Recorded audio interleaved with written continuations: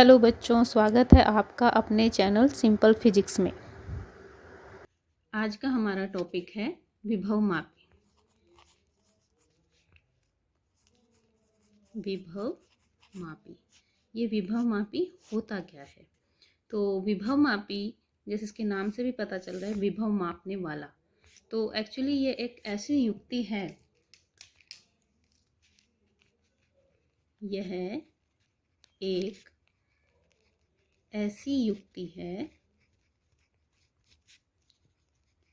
जिसकी सहायता से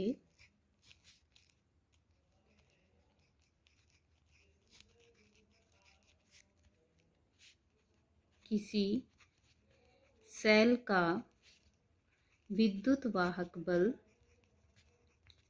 या परिपथ के किन्हीं दो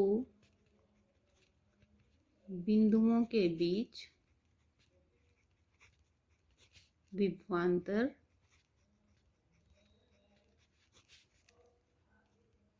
ज्ञात किया जा सकता है। ओके, और विभव मापी होता कैसा है?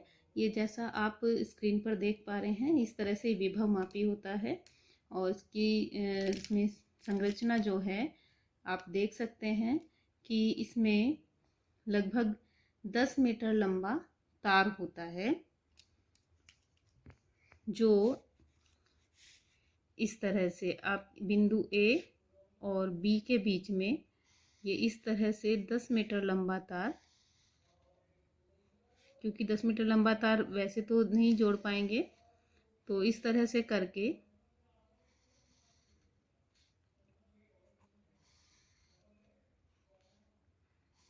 ऐसे करके 10 मीटर लंबे तार को लगाया जाता है। ये बिंदु ए हो गया और ये बिंदु होता है बी, ठीक है। और इसमें यहाँ पर ये मीटर स्केल लगा होता है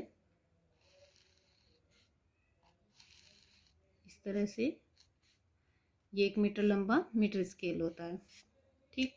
तो इसमें हम, जैसे आपने देख ही लिया है डायग्राम में, अब हम इसको थोड़ा सिंपल बनाते हैं। सिंपल बनाने के लिए हम क्या करते हैं कि इस 10 मीटर लंबाई को जो है एक हम छोटी कर लेते हैं, यानी हम इसको शो कर रहे हैं इतने से।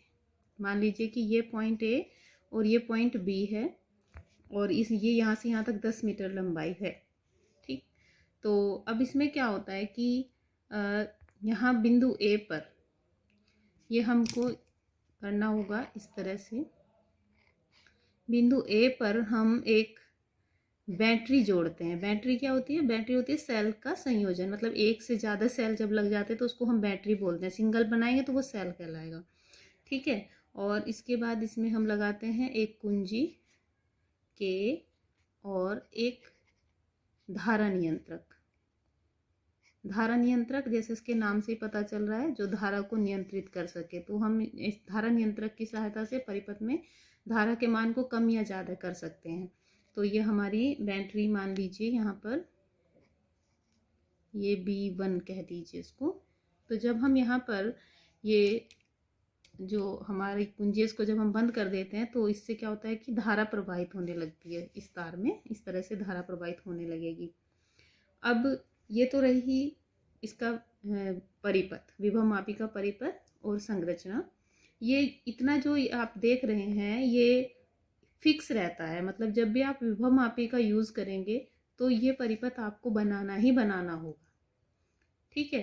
अब किस तरह से यूज़ कर रहे हैं उसके लिए हम अलग से परिपथ लाएं, वो चेंज हो सकता है हमारे यूज़ के अकॉर्डिंग। जैसा भी हम उसको, हम किसी सेल का विद्युत वाहक बल ज्ञात करना चाहते हैं, या दो सेलों के विद्युत वाहक बलों की तुलना करना चाहते हैं, या किसी सेल का आंतरिक प्रतिरोध ज्ञात करना चाहते हैं, तो उसके अनुसार ये वाला जो परिपथ है, यानी इसके अलावा जो परिपथ हम जोड़ेंगे वो चेंज हो सकता है, लेकिन ये वाला परिपथ चेंज नहीं होगा, ठीक है। ये फिक्स रहता है, ये तो हमको बनाना ही बनाना होगा।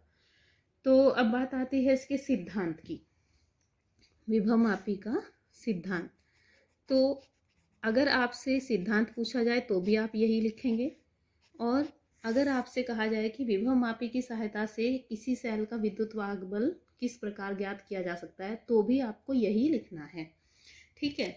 तो चलिए, हमने मान लीजिए कि हमारे पास ये एक सेल है ई, जिसका विद्युत वाहक बल हमको ज्ञात करना है। हमेशा ध्यान ये रखना है कि जितने भी बैटरी सेल जितने भी हम जोड़ेंगे उसको हमेशा पॉइंट ए पर, उसका जो पॉजिटिव होगा वो हमेशा पॉइंट ए पर ही जुड़ेगा। इसके अलावा भी अगर हम और सेल भी जोड़ेंगे तो भी उसका पॉजिटिव पॉइंट ए पर ही जोड़ेंगे, ये ध्यान रखना है हमें, ठीक है। तो ये है सेल जिसका विद्युत वाहक बल हमें ज्ञात करना है। इसको हम साथ में इसके नेगेटिव से धारा मापी जोड़ेंगे। ये धारा मापी हो गया जी, और धारा मापी के दूसरे सिरे से हम जोड़ेंगे जो कि क्या होता है ये आप पहले जान चुके हैं। इससे पहले वीडियो में मैंने आपको बताया, जिसको आप इस तार ए बी पर कहीं पर भी टच करा सकते हैं उठाकर, है ना। तो क्या करते हैं, हमें सेल का विद्युत वाहक बल ज्ञात करना है। तो इसमें हम लिखेंगे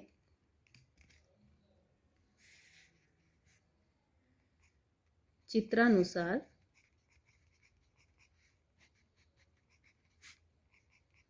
परिपथ बनाकर सेल को जोड़ देते हैं। अब इसमें हम एक टर्म डिफाइन करेंगे जिसको कहते हैं विभव प्रवणता।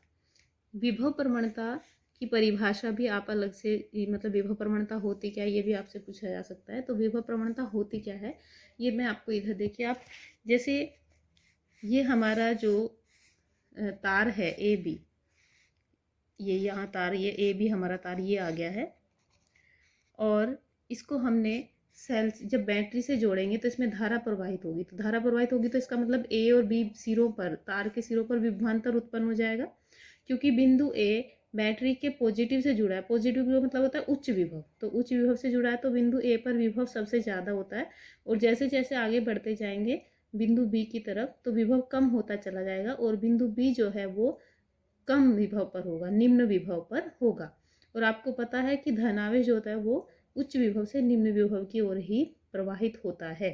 ये बात आप ध्यान रखेंगे, नोट कर लें इस चीज़ को कि आवेश, धनावेश उच्च विभव से निम्न विभव की ओर चलता है, और धनावेश की गति की दिशा ही क्या होती है, धारा की दिशा। यानी हम ये भी कह सकते हैं कि विद्युत धारा हमेशा उच्च विभव से निम्न विभव की ओर प्रवाहित होती है, ठीक है। इस चीज़ को आप नोट कर लीजिए बिल्कुल। तो यहाँ पर हम बात कर रहे थे कि ये तार ए बी है हमारा, जिसकी लंबाई मान लीजिए हम ले लेते हैं कैपिटल एल, यहाँ से यहाँ तक।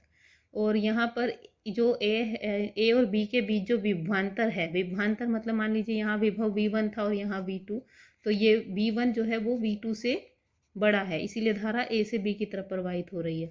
तो इनका विभवांतर क्या हो गया, V1 माइनस V2। मान लीजिए वो कितना है, V। तो ए से बी तक लंबाई है एल और विभवांतर है V। तो एल लंबाई का जो विभवांतर है, एल लंबाई का विभवांतर वो कितना है, V। तो एकांक लंबाई का विभवांतर कितना हो जाएगा, V अपॉन एल, ठीक है। तो इस एकांक लंबाई के विभवांतर, विभवांतर को हम यहाँ इस दूसरे शब्दों में विभव पतन भी कह सकते हैं, क्योंकि लगातार विभव में पतन हो रहा है, विभव में कमी आ रही है, तो हम इसको यहाँ पे विभव पतन भी कह सकते हैं। तो तार की प्रति एकांक लंबाई पर होने वाला विभव पतन ही विभव प्रवणता कहलाता है। इसको हम रो से भी रिप्रेजेंट कर सकते हैं, इसको हम फाई से भी रिप्रेजेंट कर सकते हैं, इसको हम के से भी रिप्रेजेंट, जिससे भी आप करना चाहें। तो यहाँ पर हम ऐसा करते हैं, इसको फाई ले लेते हैं, है ना। रो हम विशिष्ट प्रतिरोध में यूज़ करते हैं, कन्फ्यूजन ना हो इसलिए हम ले रहे हैं फाई, ठीक।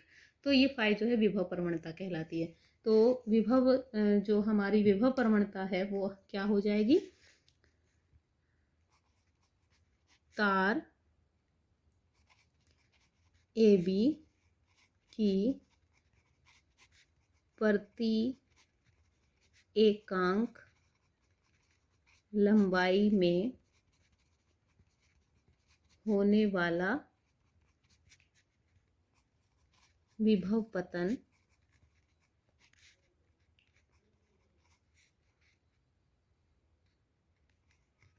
विभव प्रवणता फाई कहलाता है, ठीक है। तो चलिए अब यहाँ तक हो गया हमारा विभव प्रवणता। अब हमने क्या किया था, हमें सेल का निकालना था विद्युत वाहक बल। तो सेल का विद्युत वाहक बल निकालने के लिए हमने इसमें धारा प्रवाहित कर दी, और ये जो हमारा जोकी है, जोकी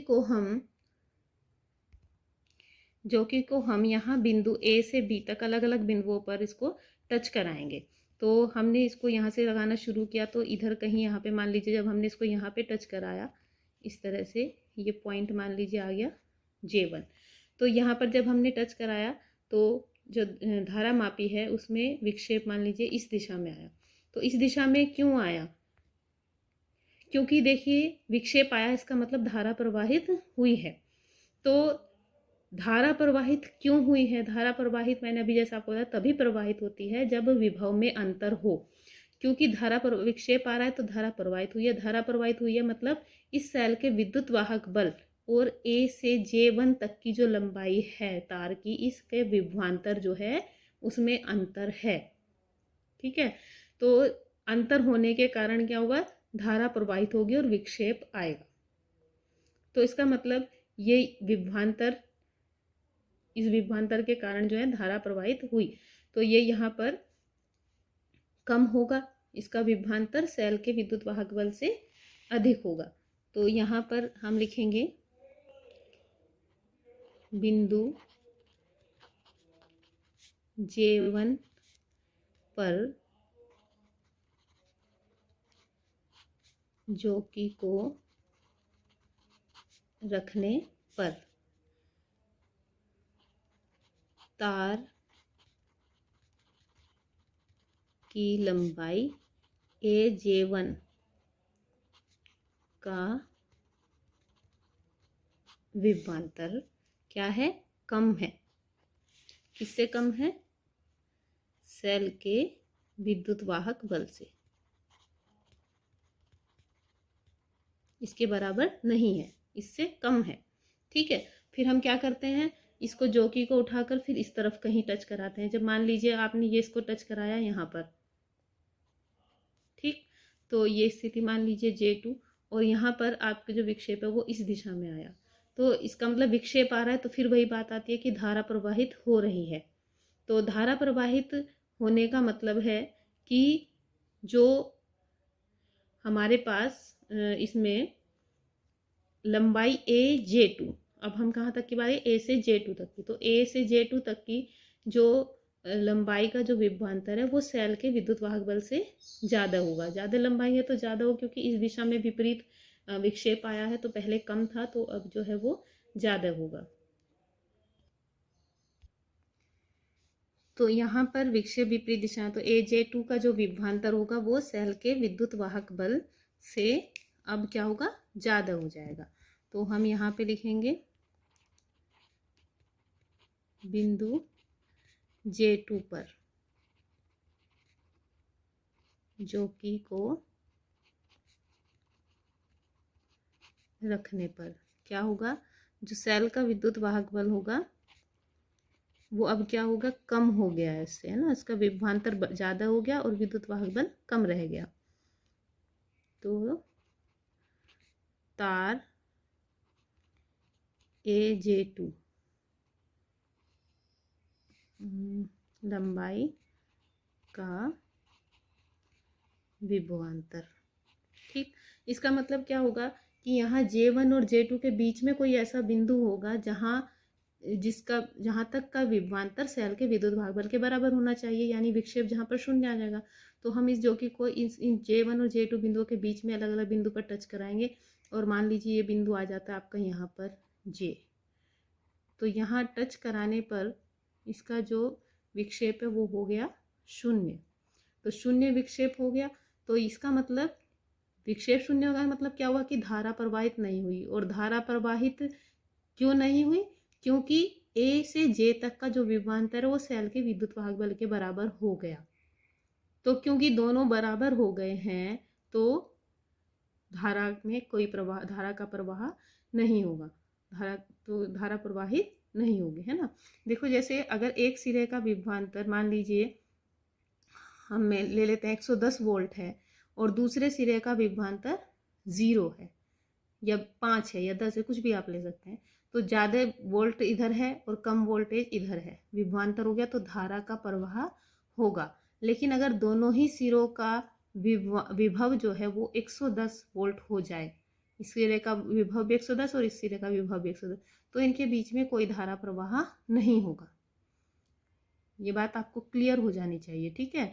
विभव का अंतर होगा तो ही धारा प्रवाह होगा, और विभव का अंतर नहीं होगा तो धारा भी प्रवाहित नहीं होगी। यानी धारा प्रवाहित नहीं हो रही, इसका मतलब इन दोनों बिंदुओं के बीच का जो विभवांतर है वो सेल के विद्युत वाहक बल के अब बराबर हो चुका है, ठीक। तो सेल के जब विद्युत वाहक बल के बराबर हो चुका है तो इस स्थिति में क्या होगा,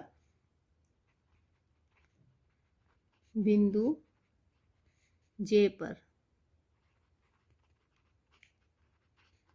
शून्य विक्षेप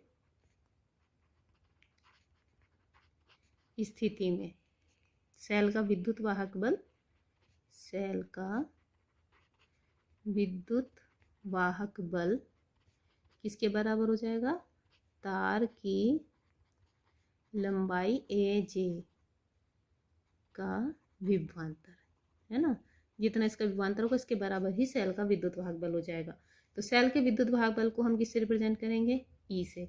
अब तार ए जे की लंबाई हमने ये मान लिया कि जो शून्य विक्षेप स्थिति प्राप्त हुई है, यहाँ पर स्केल लगा होता है, तो ये शून्य विक्षेप स्थिति हमने मान लिया कि यहाँ से यहाँ तक की जो टोटल लंबाई है ये है एल, ठीक। तो तार की लंबाई ए जे का विभवांतर, अब यहाँ हम किसका यूज करेंगे, यहाँ हम विभव प्रवणता का यूज करेंगे, ठीक। हमने क्या, विभव प्रवणता क्या है, एकांक लंबाई का विभव पतन विभव प्रवणता यानी फाई, मतलब ये लीजिए एकांक लंबाई का विभव पतन विभव प्रवणता यानी फाई। तो हमारी एल लंबाई पर विभव पतन कितना हो जाएगा, जब एक की वैल्यू पता हो और ज़्यादा की वैल्यू चाहिए होती तो हम क्या करते हैं, गुणा कर देते हैं। ये मैंने आपको पहले भी एग्जाम्पल बताया है कि अगर एक पेंसिल का रेट जो है 5 रुपये है, 5 रुपये की एक पेंसिल है, तो ऐसी ही 5 पेंसिल अगर हम खरीदेंगे तो क्या करेंगे, 5 गुना 5 यानी 5 पंजे 25, 25 रुपये की हो जाएगी। तो ऐसे यहाँ पर एकांक लंबाई का विभव पतन है फाई, तो एल लंबाई का हो जाएगा फाई इंटू एल। तो इसी तरह से यहाँ पे तार की लंबाई ए जे का विभवांतर भी कितना हो जाएगा, फाई इंटू एल, यानी ई इक्वल टू आ गया हमारा फाई एल। तो यही हमारा विभवमापी का सिद्धांत है, और इसी सूत्र से हम किसी सेल का विद्युत वाहक बल ज्ञात कर सकते हैं। तो आपसे अगर दोनों में से कोई सी भी चीज़ पूछी जाए कि विभवमापी का सिद्धांत बताइए या विभवमापी द्वारा किसी सेल का विद्युत वाहक बल किस प्रकार ज्ञात किया जा सकता है, तो ये दोनों क्वेश्चंस का आंसर सेम होगा। ओके, तो आपको वीडियो अच्छी लगी हो तो लाइक करें, और आपको समझ में आ गया हो तो शेयर करें, और दोनों हो तो दोनों कीजिए, यानी वीडियो लाइक भी कीजिए और शेयर भी कीजिए। Okay, thank you.